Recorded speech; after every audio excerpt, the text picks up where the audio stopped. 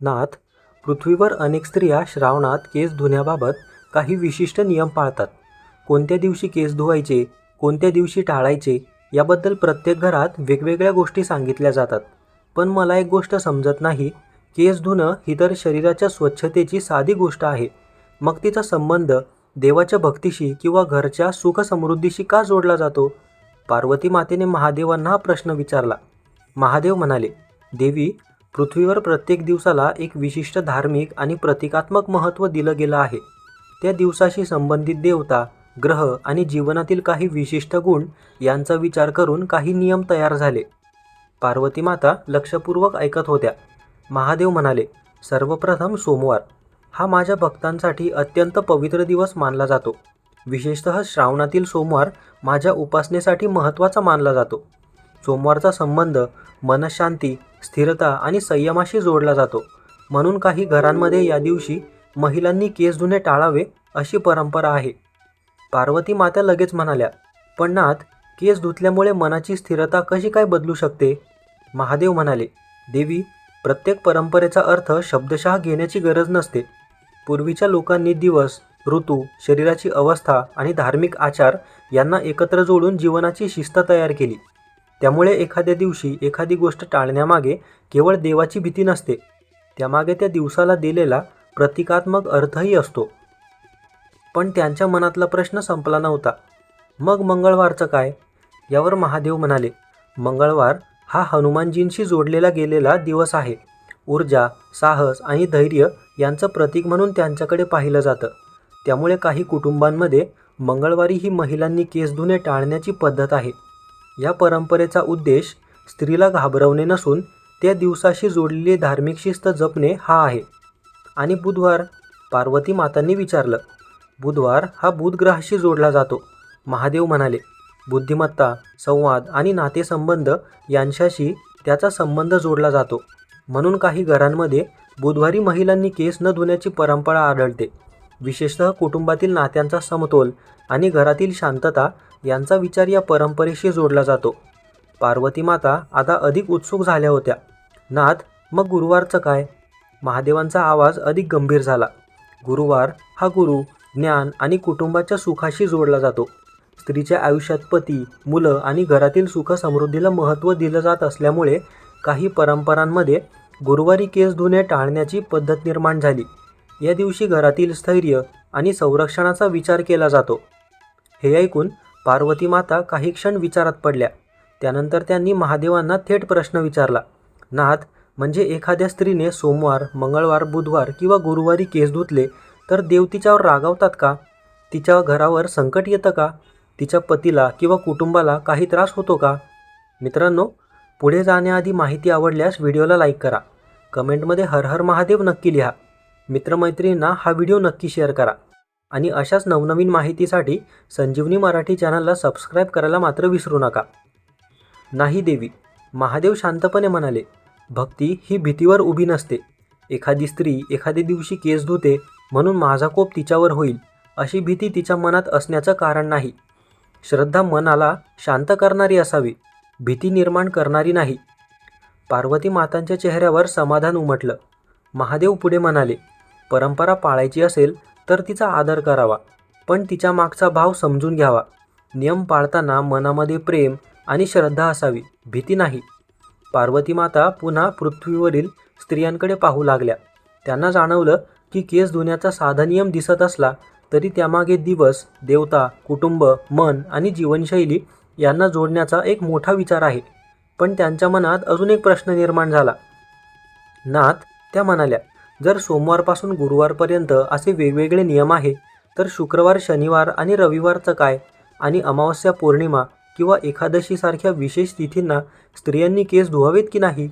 यावर महादेव म्हणाले, प्रत्येक दिवसाला आपल्या परंपरेत एक विशिष्ट स्थान दिले गेले आहे.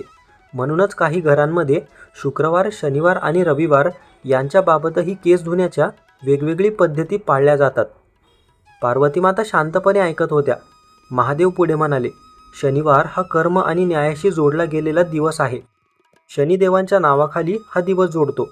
त्यामुळे काही परंपरांमध्ये या दिवशी शरीराशी संबंधित काही गोष्टी करताना विशेष काळजी घेण्याची पद्धत आहे. केस धुण्याबाबतही काही घरांमध्ये शनिवार टाळला जातो. मात्र देवी, याचा अर्थ असा नाही की त्या दिवशी केस धुतले तर संकट निश्चितच येईल. परंपरेचा अर्थ भीतीने नव्हे तर श्रद्धेने समजून घ्यावा. पार्वती माता म्हणाल्या, मग रविवारचं काय? यावर महादेव बोलले, रविवारचा विचार थोडा वेगळा आहे. पूर्वी स्त्रियांचे केस अनेकदा लांब असत. केस धुणे, त्यातील पाणी काढणे, ते पूर्णपणे वाळवणे आणि त्यांची नीट निगा राखणे यासाठी बराच वेळ लागत असे. त्यामुळे कामाचा ताण कमी असलेल्या दिवशी केसांची व्यवस्थित काळजी घेणे सोयीचे ठरत असे. म्हणून रविवारसारखा दिवस केस धुण्यासाठी आणि केसांची निगा राखण्यासाठी व्यावहारिकदृष्ट्या योग्य ठरू शकतो. पार्वती माता विचारात पडल्या, म्हणजे नाथ, प्रत्येक नियमामागे केवळ धार्मिक कारणच असावं असं नाही. महादेव म्हणाले, अगदी बरोबर देवी. काही परंपरा श्रद्धेतून आल्या तर काहींचा संबंध दैनंदिन जीवन पद्धतीशी जोडलेला असू शकतो. म्हणून एखादी गोष्ट समजून घेताना तिच्या मागचा काळ आणि जीवन पद्धतीही लक्षात घ्यावी. पार्वती मातांच्या मनात अजून एक प्रश्न होता. नाथ, आठवड्याचे दिवस तर समजले, पण अमावस्या, पौर्णिमा आणि एकादशीसारख्या विशेष तिथी आल्या की स्त्रियांनी केस धुण्याबाबत आणखी काही नियम पाळले जातात. त्या तिथींचं काय? यावर महादेव म्हणाले, देवी, या तिथींना चंद्राच्या स्थितीशी जोडून पाहिले जाते. चंद्राचा संबंध मन आणि भावनांशी जोडला जात असल्यामुळे अमावस्या आणि पौर्णिमेसारख्या तिथींना धार्मिक आचारांना विशेष महत्त्व दिले गेले आहे. एकादशी ही उपवास आणि संयमाशी जोडलेली तिथी, त्यामुळे या दिवसांमध्ये शरीर आणि मनाला विश्रांती देण्याचा विचारही काही परंपरांमध्ये दिसतो. पार्वती माता पुढे म्हणाल्या, म्हणजे एकादशीच्या दिवशी केस धुणे टाळण्यामागेही शरीराला विश्रांती देण्याचा विचार आहे. काही परंपरांमध्ये तसा विचार केला जातो. महादेव म्हणाले, उपवासाच्या काळात शरीर आधीच एका वेगळ्या अवस्थेत असते. अशा वेळी विशेषतः थंड पाण्याने केस धुतल्याने शरीरावर अतिरिक्त परिणाम होऊ शकतो, अशी कल्पना आहे. म्हणून उपवासाच्या दिवशी केस धुण्याऐवजी आदल्या दिवशी केस धुवून घेण्याची पद्धत काही ठिकाणी आढळते. पार्वती माता काही क्षण शांत राहिल्या, पण त्यांच्या मनातला सर्वात मोठा प्रश्न अजूनही तसाच होता. त्यांनी विचारले, पृथ्वीवर काही स्त्रियांना असे सांगितले जाते की अमुक दिवशी केस धुतले तर घरची समृद्धी कमी होते, पतीच्या आयुष्यात संकट येते किंवा देव रुष्ट होतात. मग खरंच एखाद्या स्त्रीने या दिवसांमध्ये केस धुतले तर तिच्या घरावर दारिद्र्य येते का? यावर महादेव म्हणाले, नाही देवी. एखाद्या स्त्रीने एखाद्या विशिष्ट दिवशी केस धुतले म्हणून तिच्या घरात दारिद्र्य येईल, तिच्या पतीवर संकट ओढवेल किंवा देव तिला शिक्षा करतील अशी भीती मनात ठेवणे योग्य नाही. भक्ती आणि भीती या दोन वेगळ्या गोष्टी आहेत. भक्ती प्रेमातून जन्म घेते तर भीती मनात अस्वस्थता निर्माण करते. एखादी परंपरा पाळताना तिच्या मागचा भाव समजून न घेता केवळ हे केलं तर अनर्थ होईल या भीतीने ती पाळली तर त्या परंपरेचा मूळ हेतूच हरवतो.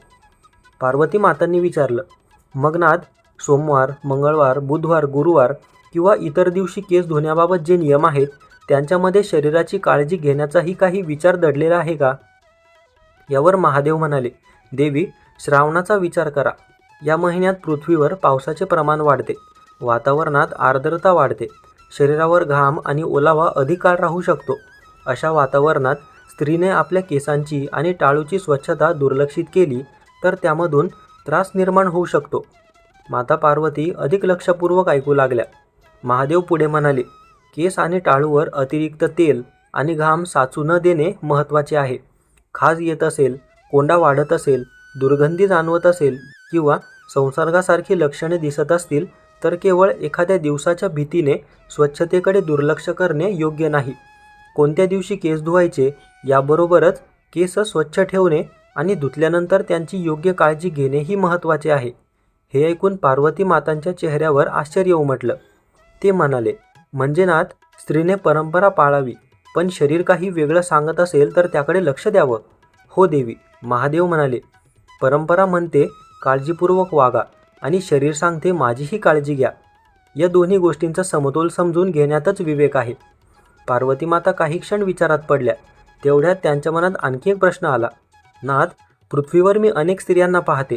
पहाटे उठून त्या स्नान करतात, केस धुतात आणि त्यानंतर लगेच पूजा करण्यासाठी ओले केस घट्ट बांधून घेतात. काही जणी ओल्या केसांची वेणी घालतात. असं करणं योग्य आहे का? महादेव म्हणाले, देवी, इथेच एक छोटीशी गोष्ट अनेकदा दुर्लक्षित होते. ओले केस अधिक नाजूक असतात. अशा केसांना लगेच घट्ट बांधणे, घट्ट वेणी घालणे किंवा आवळून ठेवणे यामुळे केस तुटण्याची शक्यता वाढू शकते. पार्वती माता म्हणाल्या, मग केस धुतल्यानंतर स्त्रीने काय करावे? यावर महादेव उत्तरले, केस धुतल्यानंतर त्यातील पाणी हलक्या हाताने शोषून घ्यावे. केसांना जोराने घासण्याऐवजी शक्य असेल तर त्यांना नैसर्गिकरित्या सुकू द्यावे. केस पूर्ण ओले असताना त्यांना घट्ट बांधून ठेवू नये. एवढी साधी काळजीही केसांसाठी उपयोगी ठरू शकते. पार्वती मातांना आता या सर्व गोष्टींचा एकमेकांशी असलेला संबंध जाणवू लागला होता. त्या म्हणाल्या, नाथ, म्हणजे एखादी स्त्री फक्त आज केस धुवायचे नाहीत एवढाच नियम लक्षात ठेवते आणि तिच्या टाळूला खाज किंवा दुसरा त्रास होत असूनही स्वच्छतेकडे दुर्लक्ष करते, तर तिने त्या परंपरेचा अर्थ पूर्णपणे समजून घेतलेला नाही, असे होते का? यावर महादेव शांतपणे म्हणाले, देवी, शरीराची काळजी घेणे आणि ईश्वराची भक्ती करणे या एकमेकांच्या विरोधातील गोष्टी नाहीत. श्रावणात भक्त माझ्यावर जलाभिषेक करतात, बेलपत्र अर्पण करतात, मंत्रजप करतात आणि उपवास करतात. या सर्वांच्या मुळाशी श्रद्धा आहे. त्याचप्रमाणे स्वतःची स्वच्छता राखताना विवेक ठेवणेही आवश्यक आहे. माता पार्वतींच्या मनात आता एक शेवटचा आणि सर्वात महत्त्वाचा प्रश्न आला. त्या महादेवांकडे आल्या आणि म्हणाल्या, नाथ, आता मला या परंपरेमागचा अर्थ समजू लागला आहे. पण पृथ्वीवरील एखाद्या स्त्रीने मला विचारलं, मी श्रावणातील या सर्व परंपरा नेमक्या कशा पाळाव्या? माझ्यासाठी श्रद्धा महत्त्वाची की माझं आरोग्य? तर मी तिला काय सांगू? मित्रांनो, व्हिडिओमध्ये पुढे जाण्याआधी माहिती आवडल्यास व्हिडिओला लाईक करा. कमेंटमध्ये हर हर महादेव असे नक्की लिहा. हा व्हिडिओ तुमच्या मित्रमैत्रिणींना नक्की शेअर करा आणि संजीवनी मराठी चॅनलला अशाच नवनवीन माहिती आणि कथेसाठी सबस्क्राईब करायला मात्र विसरू नका. याचं उत्तर देत महादेव म्हणाले, देवी, परंपरेचा आदर करणे कधीही चुकीचे नाही, पण कोणतीही परंपरा भीतीने पाळू नये. ती श्रद्धेने आणि तिच्या मागचा भाव समजून पाळावी. पार्वती माता म्हणाल्या, पण नाथ, एखाद्या स्त्रीला घरातील मोठ्यांनी एखादा नियम सांगितला असेल आणि तो नियम तिच्या मनात देवाच्या भीतीशी जोडला गेला असेल, तर तिने काय करावं? यावर महादेव म्हणाले, तिने प्रथम त्या परंपरेचा आदर करावा, पण त्याचा अर्थही समजून घ्यावा.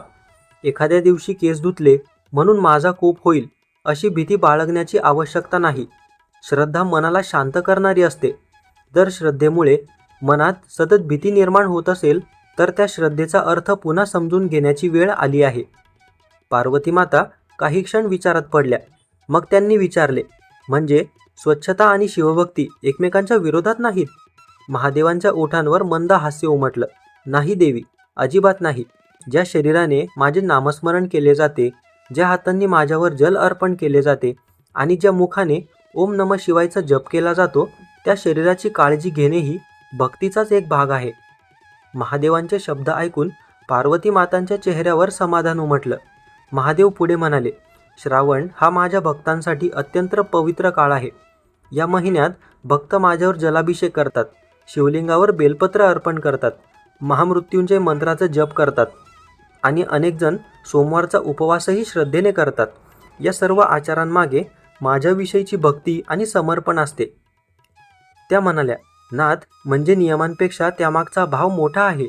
महादेवांनी मान हलवली.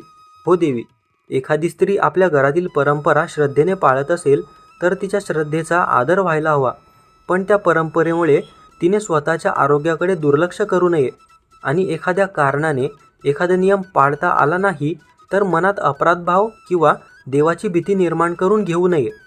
पार्वती माता म्हणाल्या, आज मला कळलं, नाथ, परंपरेचा आदर करायचा, पण तिच्या मागचा अर्थ विसरायचा नाही. श्रद्धा ठेवायची, पण भीती मनात ठेवायची नाही. महादेवांनी प्रेमाने पार्वतींकडे पाहिले. देवी, हाच या संपूर्ण गोष्टीचा सार आहे. श्रद्धा जपा, परंपरेचा आदर करा, पण विवेक आणि आरोग्य कधीही सोडू नका. देवाला घाबरून नव्हे, प्रेमाने केलेली भक्तीच खरी भक्ती आहे. हर हर महादेव. धन्यवाद.